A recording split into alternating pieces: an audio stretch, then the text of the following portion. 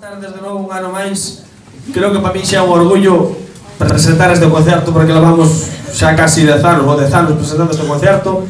Entonces, pois nada máis que darvos as gracias de novo un ano máis por estar aquí esta tarde no concerto, que este ano pois é concerto de ano novo, porque como as navidades caíron así un pouco máis ou menos, pois tuvamos que pasarlo para ano novo. Pero bueno, tanto se a final de ano como ano novo vamos a disfrutar igual ou máis aínda, e senón o tempo dirá ao largo do concerto.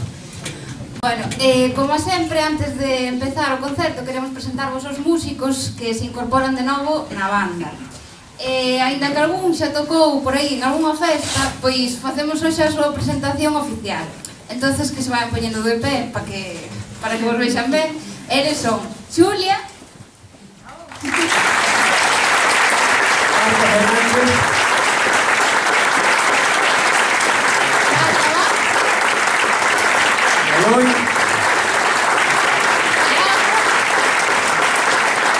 José Luis,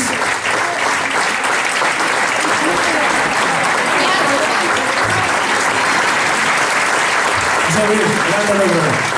José Luis, Mariña, José. Un fuerte aplauso para todos ustedes. Muy bien. Bueno, e ahora sí que temos que darlle paso aos dous músicos para os que esta sí que vai a ser a súa primeira actuación na banda. Entón, un forte aplauso para Andrea e para Darío.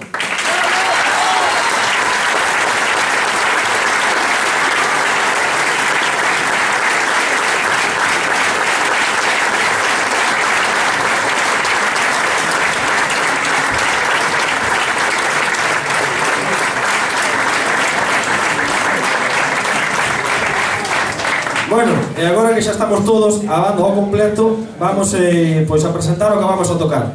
Empezaremos tocando un paso doble de Rafael Talens, Fina Blasco. A continuación tocaremos a obra Hans Christian Andersen Suite de Søren Kierkegaard, que consta de 6 movementos. Bueno, os movementos os iremos explicando logo, cando vayamos a tocar, iremos explicando un pouquiño cada movimento.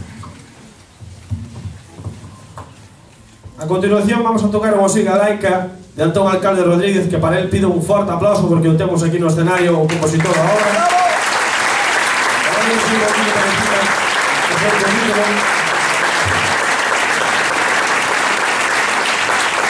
Antón Alcalde é unha chova promesa da música galega que naceu en Rianxo en xullo de 1992. A pesar da súa corta idade, é mestre de percusión e recoñecido compositor.